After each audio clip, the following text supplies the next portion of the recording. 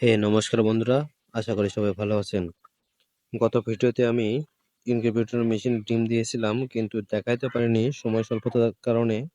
আজকে আমি দেখাবো ইনকিউবেটর মেশিনে ডিম বাছাই থেকে শুরু করে ডিম কিভাবে বসাতে হয়। প্রথমে ইনকিউবেটর মেশিনের দরজাটা খুলে নিলাম, তারপর ট্রেগুলো বের করে নিচ্ছি। ট্রেগুলো বের করে নেওয়ার পর ওই শেষের ট্রেটা একটু দূরে ছিল, যার জন্য হাতে সমস্যা হচ্ছিল। জাস্ট কোনোভাবে বের করে নিলাম। বের করার পর আর ডিমগুলো এভাবে বাছাই করে নিতে হয়, যাতে ডিমগুলো ফাটা না থাকে। ডিম ফাটা থাকলে সেগুলো ডিম অটোমেটিকভাবে আগে থেকে নষ্ট, কারণ সেগুলো ফাটা ডিমে ব্রণ সৃষ্টি হবে না। ব্রণ সৃষ্টি না হলে বাচ্চা উঠবে না। এগুলো ডিম যদি আমি বাছাই করে না দেই, তাহলে যেগুলো ডিম ফাটা থাকবে সেগুলো পচে যাবে, হ্যাচিং রেটটা কম আসবে।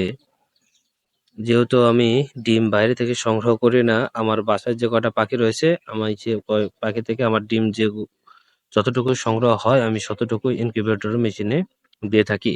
হ্যাঁ, আর একটা কথা, যাদের ইনকিউবেটর মেশিন বাসায় রয়েছে তাদের থেকে যদি কারো ভালো বাচ্চা নেওয়ার ইচ্ছা থাকে, তাহলে অবশ্যই যোগাযোগ করবেন। আমাদের ঠিকানা কাহালু গ্রাইল, মোবাইল নম্বর 017392297442।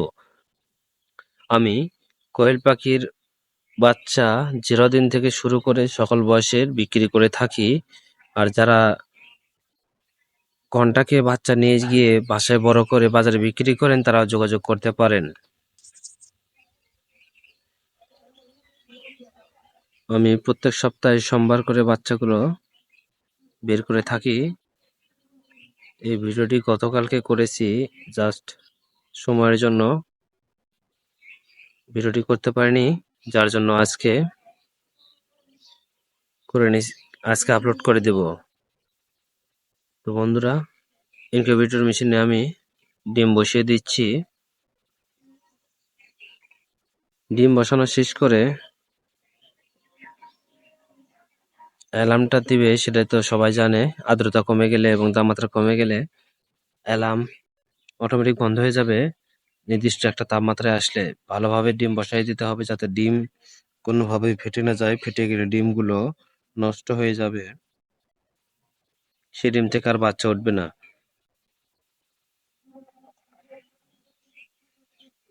বাজারের বাচ্চা অনেক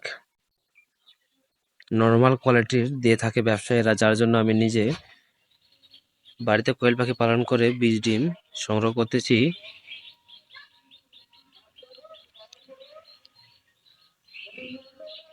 উপরে যে ট্রেটা হাত দেওয়া দেখতেছেন, এটা সামনের সপ্তাহে দিয়েছি, আর এটা কালকে দিয়েছি, গতকালকে।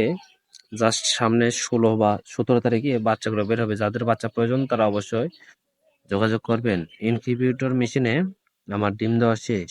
হ্যাঁ বন্ধুরা, আপনারা যারা ইনকিউবেটর মেশিনে ডিম ফুটান তারা অবশ্যই জানাবেন। আমার কোথাও ভুল হয়ে থাকলে বলবেন, যেহেতু আমি নতুন।